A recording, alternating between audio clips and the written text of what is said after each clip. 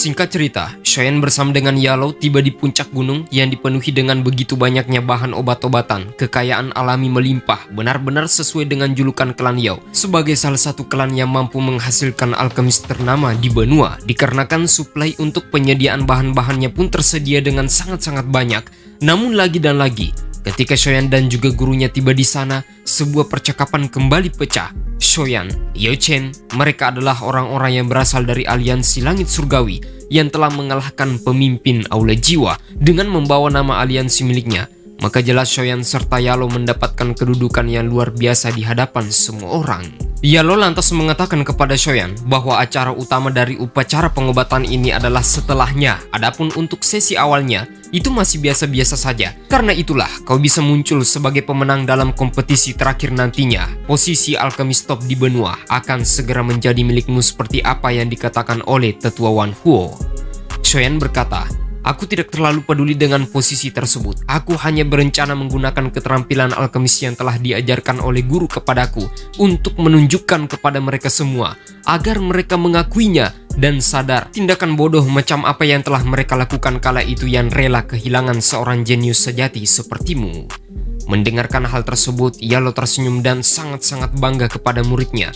Namun dia kembali memperingatkan Shoyan bahwa lawan yang akan menjadi tantangan terbesarnya kali ini bukanlah alkemis biasa, melainkan memiliki dasar teratas di dunia. Dari segi keterampilan serta bakat mereka tentu saja berbeda dengan beberapa orang yang telah kau temui di masa lalu. Bahkan, sangat mustahil kau bisa menemukan alkemis seperti mereka di dalam Menara Pil.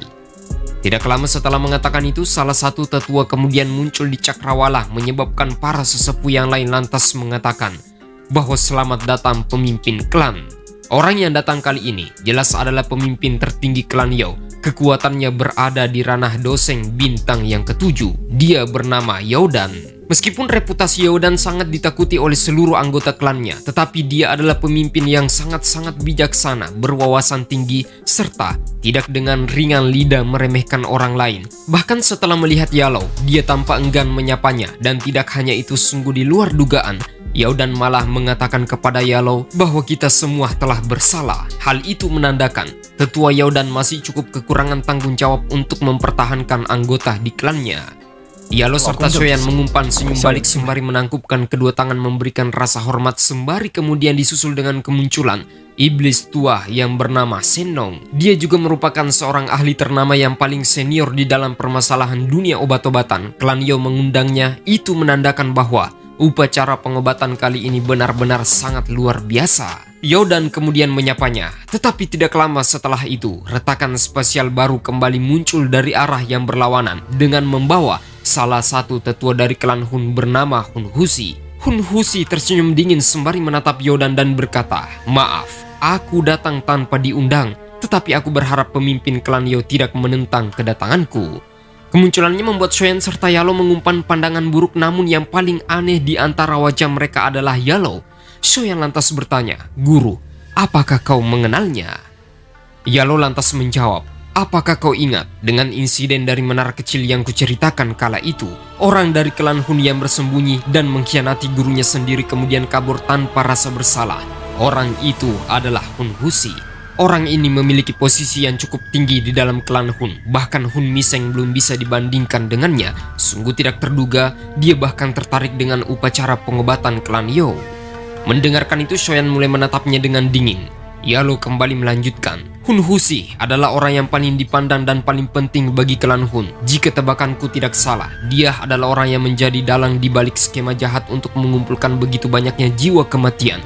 Karenanya, jika kita bisa melenyapkannya, maka itu akan memutuskan nasib masa depan dari klan Hun. Namun kau tidak boleh sembarangan untuk bertindak, dikarenakan Hun Husi memiliki pencapaian yang sangat besar dalam hal pemurnian obat-obatan. Jika tidak, dia tidak akan mungkin dipilih oleh pemimpin Menara Pil kecil kala itu untuk dijadikan sebagai murid. Menambahkan pelatihannya selama bertahun-tahun. Aku pikir keterampilan alkemisnya bisa jadi telah mencapai tingkatan yang cukup tidak terduga." Kemunculan Hun Husi tentu saja menjadi perbincangan hangat di hadapan para tetua dan juga sesepuh klan Yao.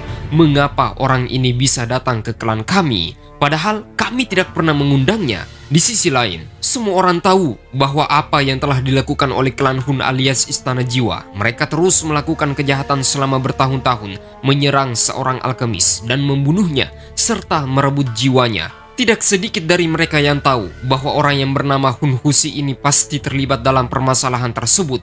Cukup banyak tatapan marah terlampiaskan ke arah Hun Husi. Di sisi lain, beberapa klan kuno yang masih tersisa terus mewaspadai akibat berita tentang hilangnya klan Ling dan juga klan Si baru-baru ini. Tentu saja ada indikasi terbesar bahwa Istana Jiwa terlibat di dalamnya. Wan Huo lantas berkata, "Hun Husi, klan Yoku tidak pernah mengundangmu, apalagi kau tidak memiliki hubungan dengan beberapa klan kuno yang lain. Kau sangat meragukan." Mendengarkan hal tersebut, Hun Husi malah tersenyum sembari berkata, "Justru karena kalian meragukan kami, maka itulah sebabnya aku datang hari ini, dikarenakan upacara pengobatan yang kalian adakan dianggap sebagai pertemuan alkemis terbesar di benua. Tentu saja, aku juga sangat tertarik untuk menduduki posisi alkemis top di benua tersebut. Sebabnya, jika kau memberiku satu tempat untuk menduduki kualifikasinya, maka aku yakin, sangat-sangat yakin bisa mendapatkannya." Mendengarkan kalimat sombong yang diucapkannya, kembali seluruh penatua agung klan Yo menghardik dengan amarah. Bahkan Yaodan ikut angkat bicara bahwa klan Yo kami tidak pernah memiliki kualifikasi untuk memberi sebuah nama alkemis top di benua. Hal itu dikarenakan kalian harus berjuang sendiri untuk mendapatkannya. Sebabnya jika kau tertarik dengan julukan tersebut, maka berusahalah, karena kami menjunjung tinggi semua tamu undangan. Bahkan meskipun kau tidak masuk dalam undangannya, tetapi selama kau mematuhi aturan klan Yo, maka kau pun bisa dianggap sebagai tamu klan. Jika tidak, bahkan meskipun kau adalah alkemis utama dari klan Hun, maka aku pun tidak segan-segan untuk menghancurkanmu. Hun Husi tersenyum dingin sembari menatap pemimpin klan Yo. Namun tidak ada kata tambahan yang berani dia ucapkan. Karena itulah, Yaodan kembali berkata kepada seluruh orang yang ada di hadapannya, alias tamu undangan, bahwa upacara pengobatan ini merupakan aktivitas termegah di dalam klan kami. Sebabnya bukan sebuah hal yang pantas untuk mengusir tamu kita di depan umum. Meskipun kita memang harus berhati-hati terhadap klan Hun, namun kalian semua berada di dalam naunganku. Tidak seorang pun yang akan berani berbuat lancang. Aku sebagai pemimpin akan mengawasinya dengan ketat. Karena itulah jika ada yang salah dan keliru dalam bersikap, maka aku secara pribadi akan menyerang serta membunuhnya secara langsung. Hun Husi lantas berkata, pemimpin klan Yao benar-benar sangat murah hati. Setelah mengatakan itu, tubuhnya kemudian bergerak sembari muncul di kursi batu di depan banyaknya pasang mata manusia. Posisi yang ditempati sekarang kebetulan berada tidak jauh dari lokasi Yalo serta Shoyan. Hun Husi kemudian mengalihkan pandangannya ke arah Yalo sembari berkata, "Oh, tidak disangka kau telah mendapatkan murid yang begitu baik. Meskipun aku tinggal berada jauh di dalam alam Hun, tetapi nama muridmu ini masih sangat terkenal di sana." Mendengarkan hal tersebut, Yalo menegaskan, siapa yang bisa dibandingkan dengan nama Hun Husi, sebuah julukan orang yang telah mengkhianati gurunya sembari menghancurkan leluhurnya. Itulah yang membuatmu terkenal sampai sekarang. Hun Husi tertawa lepas saat mendengarkan kalimat Yalo. Dia membalas, "Aku telah menjadi anggota klan Hun sejak dilahirkan dan memiliki garis keturunan.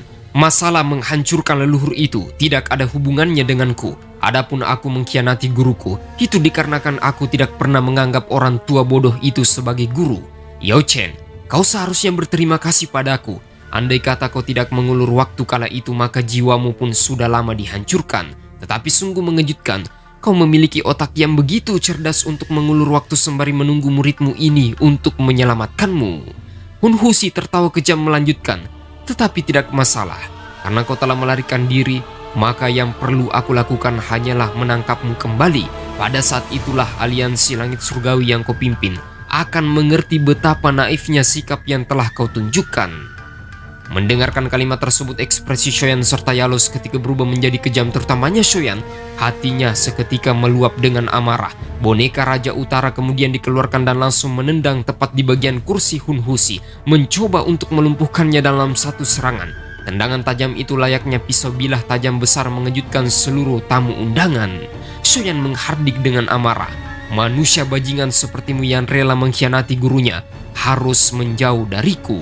Hun Husi yang melihat serangan tersebut benar-benar ikut meluapkan energi dokinya hanya untuk memblokir serangan boneka Raja Utara sembari sangat tercengang dengan kekuatan yang dimiliki oleh bocah yang bernama Shoyan itu.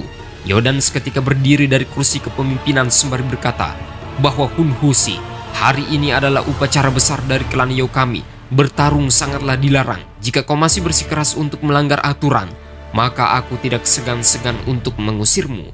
Perdebatan tersebut berlangsung, bahkan terjadi sebuah bentrokan pertama. Itu dikarenakan Hun Husi yang terus mengoceh, mencoba untuk memprovokasi Shoyan. Tetapi dikarenakan Hun Husi cukup segan dengan Yodan, maka tidak ada pilihan selain terpaksa untuk diam.